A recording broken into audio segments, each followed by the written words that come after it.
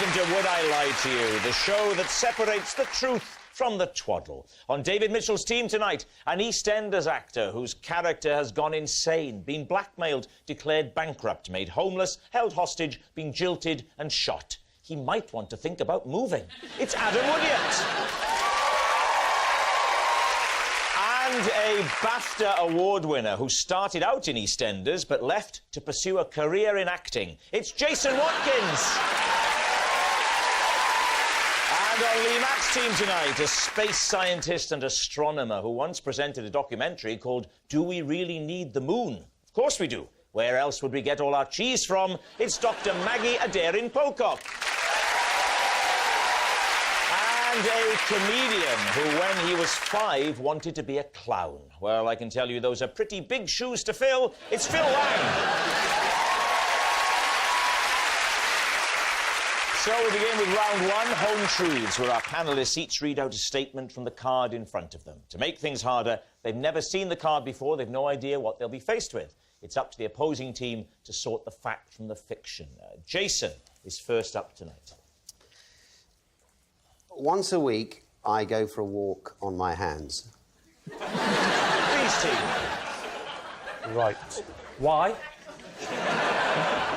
Because I've always been able to do it. How far can you go? I don't know. Well, I once went about...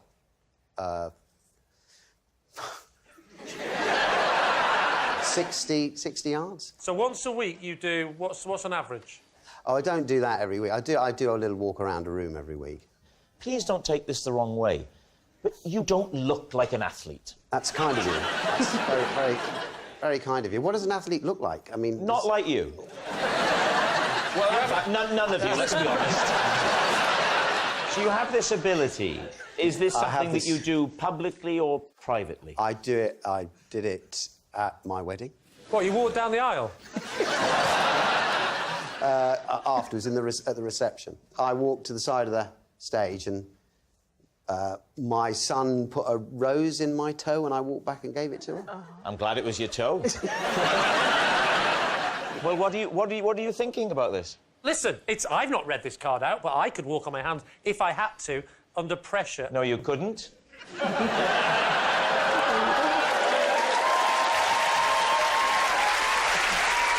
there a paramedic?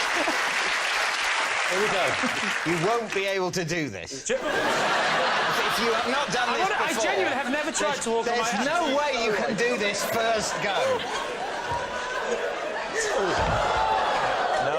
Wait. So, not good enough. I haven't... Get shut up. No. Fair dues, it's not as easy as it looks.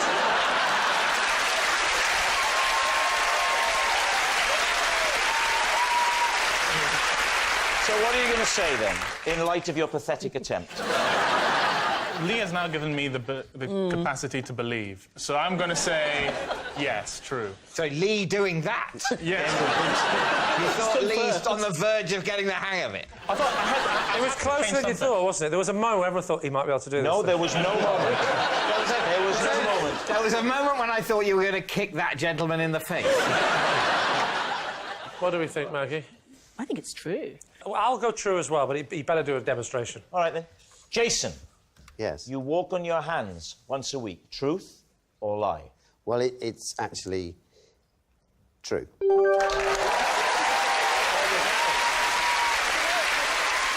And now, of course, we have the delightful prospect.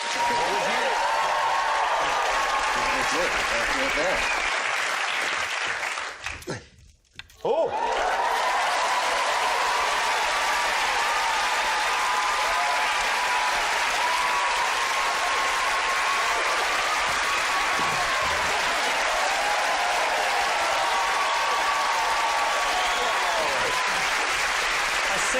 I see you copying my technique, though. Yeah. Maggie, you're next. Possession. Ah, there's a box under the desk. Would you, first of all, read out the card that's inside the box, and then when you've done that, place the object on the desk. This is a piece of rock taken from the surface of the moon and given to me by Buzz Aldrin. I'm currently using it to wedge my kitchen door open. All right. David's team. I mean, obviously, this is an odd use of the word currently. I mean, Can I just ask, how heavy is that piece of rock? Would you like to feel it? Oh, look, if it's... Hang on. Buzz Aldrin's got it from the moon. Love to, yeah. Does that strike you as moon rock? has it got a little shine to it? It does. Maybe it's... Yeah. Can I just say, you three are looking at that like you know what proper moon rock would look like. I'm thinking you don't know anyway, do you? I've seen moon rock. Have you? Yeah, admittedly from a very, very great distance.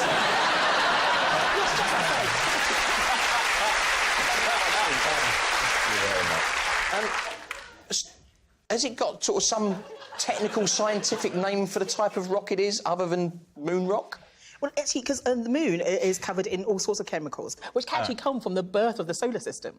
So as things sort of coalesced and formed, this is actually a throwback to the birth of the solar system. And how did Buzz Aldrin come to give it to you? Ah, well, in my capacity at Sky at Night, I meet all sorts of characters. I'm aware that Buzz Aldrin went to the moon. Yes. I'm quite knowledgeable. How much of that stuff did he bring back with him? That he's got a chunk like that still to give out, you know, decades later. Does he turn up to every engagement with a rucksack? Here you go, here you go. I mean, I think I'd be giving out little pebbles at most. Really famously don't have pebbles on the moon. No, but you can break it up, can't you? I mean, you must be able to break it, but otherwise the only bit of moon rock you could bring back would be the whole moon. I'm not sure you can fashion it into the shape of a pebble. When was this? Ooh, so probably about 6 or 7 years ago. You met him to interview him about, you know... Going to the moon, maybe. About going to the moon. And he said, and what was at the end of the interview, he said, been nice meeting you, here's a bit of the moon, or... Well, actually, I've always been fascinated by the moon. And so we had this conversation and we were talking about the moon and the effects it has on people. And he said, well, yeah, here's a bit of the moon, you know, for you to keep of your very own. And so he gave me some. You know, just before he gave it to you, he didn't pop outside, did he, for a minute? Reach around the garden. You didn't see him foraging around the bins by any chance, did you? OK, so, what do you think, Adam? Is it adding up for you? No, it's going to be in museums and... I once went to the Vatican City, and the lump of moon rock that NASA gave to the Vatican State is on display there, and it's about that big. And I doubt that Buzz Aldrin would have given you moon rock, you know, about 100 times the size of the rock that the United States of America gave to a sovereign state. You know a lot about the moon, a lot about moon rock, but I don't think that that is a piece of moon rock. That's my hunch. So Jason says lie, Adam says lie. I also think it's a say lie. Yeah. Right. Maggie, truth or lie? It is actually a lie. Yes, it's a lie. And Maggie doesn't use a piece of moon rock to wedge her kitchen door open. Adam, you're next. I now practice mindfulness, and for 10 minutes every day, I empty my mind of all other thoughts, and I do nothing but stare at a carrot. Lee's team.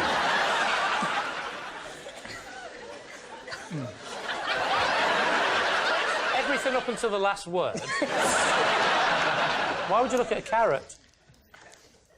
I would show you the picture, but this goes out before the watershed. It's a particular shape of carrot, and it just distracts me. What is it? Well, you can describe the shape, can't you?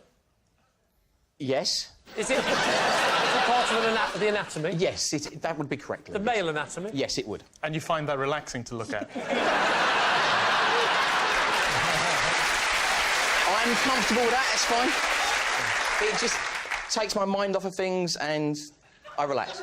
Can I say, a carrot doesn't last forever. Once the carrot rots, you use a different carrot. No, it's pickled. It's in a jar. Yeah. Where did you get it from? Did Buzz Aldrin give it to you?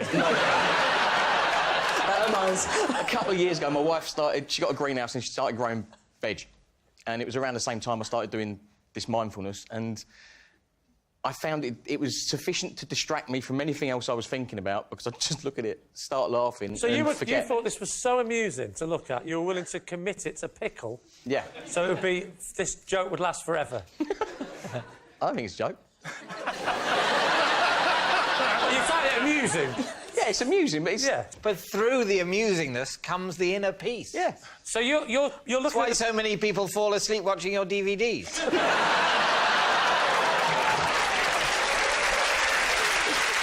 What do you think, Phil? Is this adding up for you?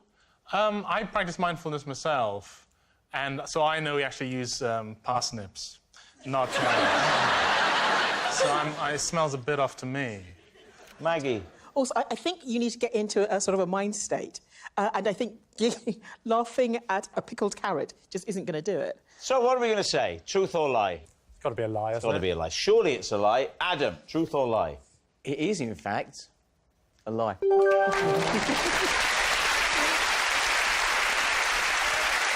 Our next round is called This Is My, where we bring on a mystery guest who has a close connection to one of our panellists. This week, each of David's team will claim it's them that has the genuine connection to the guest, and it's up to Lee's team to spot who's telling the truth. So, please welcome this week's special guest, Matt.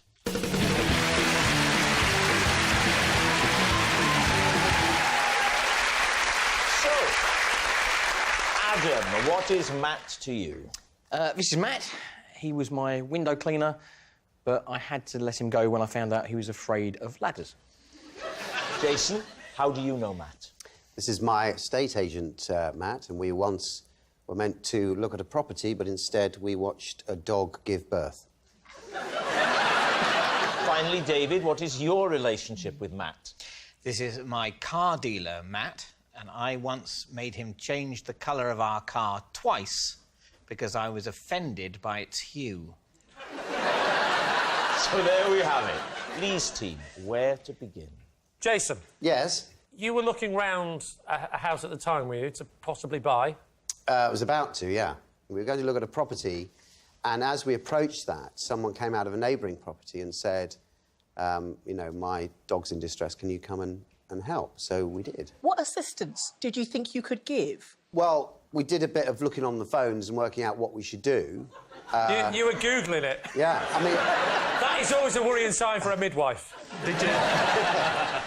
When she called you in, then, she didn't know that the dog was about to No, give she birth. didn't. She didn't know that the dog was pregnant. Wow. What did she think was wrong with it? I don't know, that it was sort of, his stomach was sort of distended or something. Yes.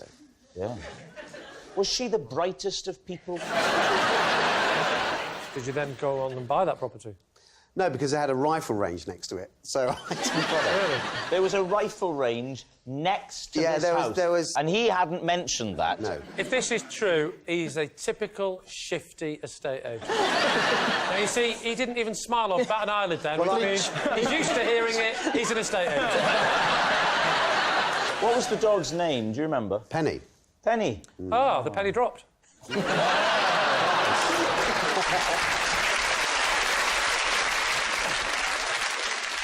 But what about Adam? Adam, he was your window cleaner, but you had to get rid of him because he admitted to being... Scared of ladders. So, how long had he been your window cleaner for? About 2 years. And why hadn't it caused problems up until that point? He was working with a partner, was another window cleaner. Oh, he used to do ground floor and the other fellow used to do the top floor? Yeah. So Oh, come on, really? we genuinely didn't realise until all of a sudden his partner, who was called Matt... Oh, he was called Matt as He well? was called Matt as well, so Matt and Matt. The other one was called Matt and he was called Matt? The other one was called Matt. Matt. No, they were both called Matt, so that we could distinguish between Matt and Matt. we called one Matt and the other one Matt. But that... but for the first half of the second name, they're both looking. Matt. Oh. Matt. Oh, it's not me. No, you have to say Well, you it's better just calling Matt. him Matt and not Matt, because then you got a different word at the beginning. Matt and not Matt would have been a much better system. Or maybe Matthew? Yes. Yes. Still a problem with the MA, though. Okay. Matthew. Oh, not me. Ben. Is it such a huge waste of time, though, that millisecond of confusion? I mean, do you think everyone's name should start with a different letter? I would It should be prefer like that. billions of letters, so that you don't have that millisecond of, oh, my name begins with D. Oh, no, it's not David, it's Daniel. I've wasted a part of my life. I would prefer that. So you'd never noticed that he was always on the ground floor? No, because I was at work. And what would you do? How did you discover that Matt was afraid of ladders? The specific moment. Because the upstairs You was examined him internally? Oh, hang on. That's a very strange way of doing it. I sense fear in you. I don't think you'll be cleaning my windows for much longer. No wonder he's frightened to go up a ladder. I bet the coming down bit was more scary. I'm here! I'm waiting! I have to say, it's a miracle you could find anyone to come near your windows. And did you say, look, we're going to have to get rid of you, or did he then say, look, I can't do this anymore? Obviously, you can't have a window cleaner who can't go up a ladder to clean your windows. You say like that, we're the idiots. You had one, not us. No, he knocks it on the head. He's no longer a window cleaner. Right, so you had to sack him, basically? I kind of ducked out of the conversation and left it to my wife. Right. He came back round to do the windows, and she confronted him about the And she the said, lack of attention upstairs. and did he fess up? Did he go...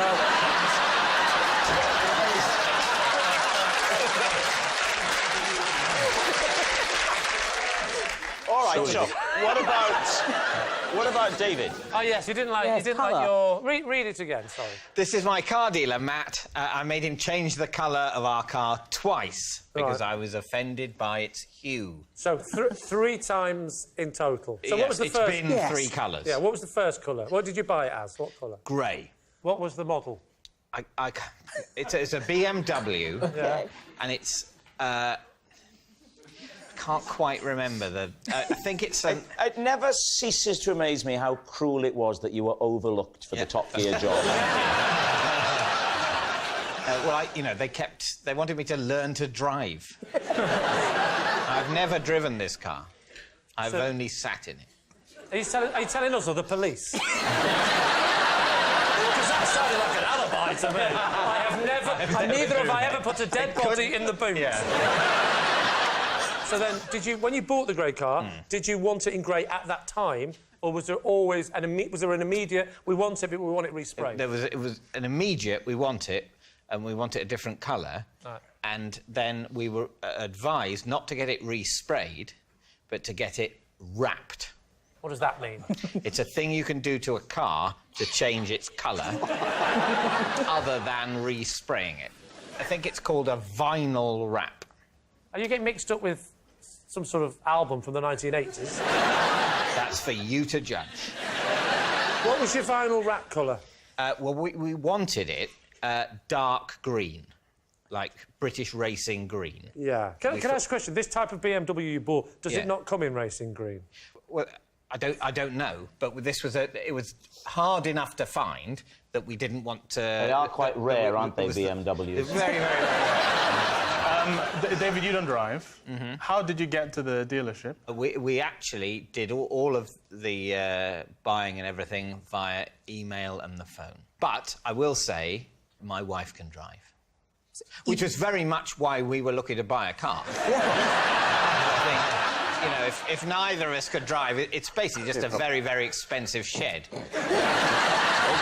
you said racing green, then the car arrives, or you go to get it, and what colour is it? More of a more of a Kermit green. So which colour did you go for next? Blue, dark blue. And how's that panned out for you? It's nice.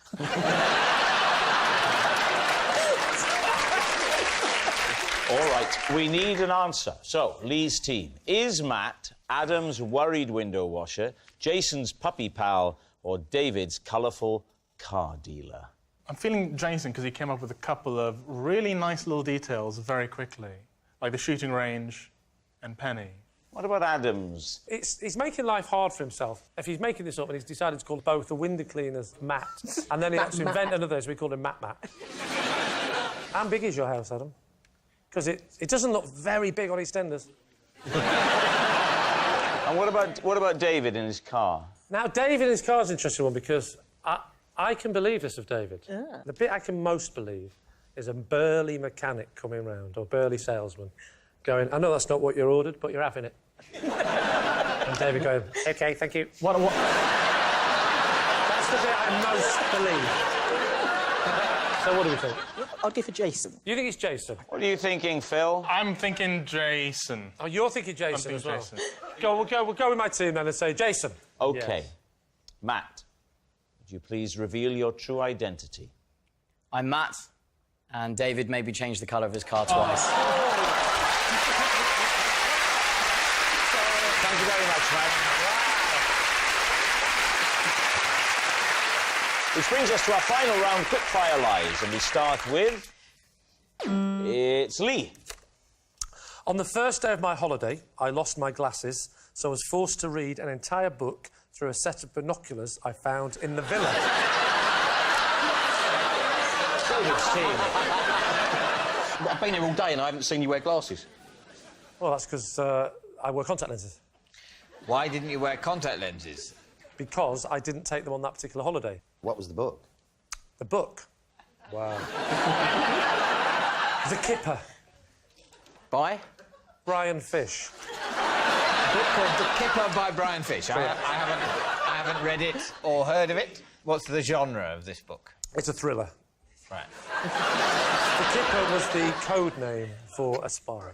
Where were you on holiday? I was actually in Malaysia. What part of Malaysia? Coconut Island. What? What make with binoculars? I think you'll find I didn't have my glasses. How do I know that? I mean, don't get me wrong, I tried to look through my binoculars to find out, and I even looked into the mirror, but it just wasn't working out, the whole thing. I was like... Yeah, because the book had to be a long way away from me. Sorry, it had to be a long way away from But you. On the beach. it's so close to you. When you get to the thrilling bit, it's too scary. So I have to... How did you set it up? The book was at the other end of the... We had a little pool in the villa, and it's on the other end of the pool, and I would sit there like that. And then... How would you turn the pages? I'd put it down there, and then I'd get up and I'd walk, turn the page, crease it, and back round again.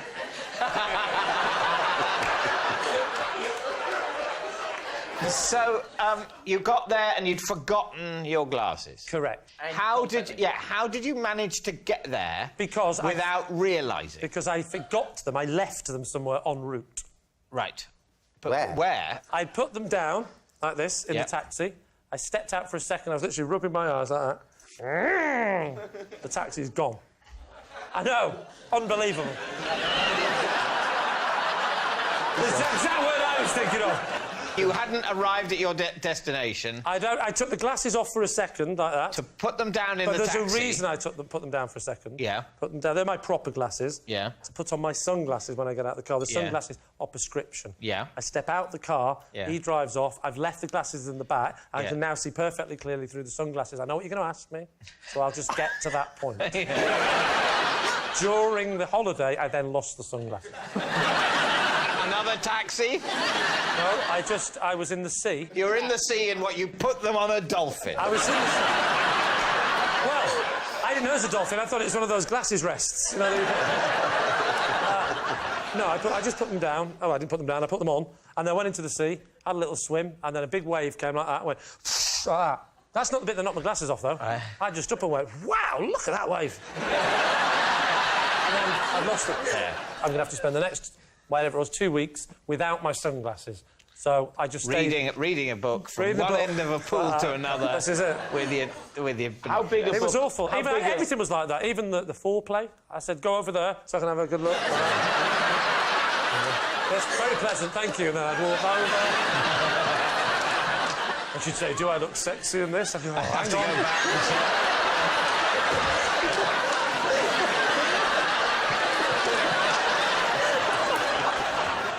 So, what are you thinking? Look, I wear glasses. You are so protective of your glasses. There are various implausible moments in this story. I would say the losing of sunglasses in the sea is not the most implausible. I would say it is the image of Lee sitting at one end of a swimming pool with his binoculars and a book propped up at the other end of the swimming pool.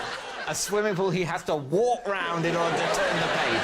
So, you're saying it's a lie? Well, I would say it was a lie. I think we're unanimous on that. All right. So, Lee, truth or lie? It is, in fact... Where's the button? Tell me when I'm close. Lie!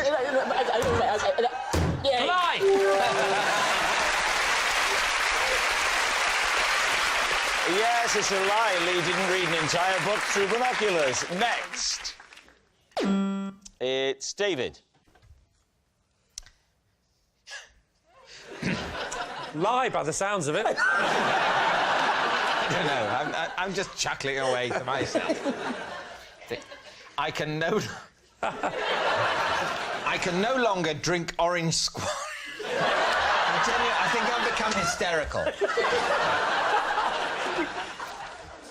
I can no longer drink orange squash because it sends me berserk.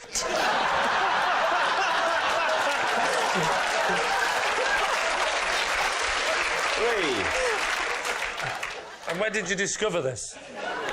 Oh, I discovered it last summer. And what kind of berserk are we talking? Really sort of very giggly and odd and rude. Imagine I'm in a garden with you and you've just had quite a bit of orange squash, Yeah. and I say, hey, how are you doing? I'm all right, what about you? I'm fine. I sort of realised, oh, hang on, that was misjudged. I was trying to be friendly, but I seemed really harsh. I haven't seen you for a while. Is your wife here? I don't know. Why don't you look for her? She's probably out there rewrapping the car again! What was this event? It was a party at a friend's, in a garden at a friend's house. How did people react when you became berserk? Well, I think most people were kind. But it was my wife essentially said, you've gone a bit weird. And maybe we should go. Have a glass of water. You've had too many, love. Yeah. So what are you going to say? Is he telling the truth? Maggie, you think it's... I think it's a lie. You think it's a lie? Phil? I say it's a lie. Well, then, if my team says it's a lie, then I will overrule and say it's the truth. Think it's the truth? I might overrule for what? I never overrule. Go on, then. But I'm feeling a bit like... Do you know why?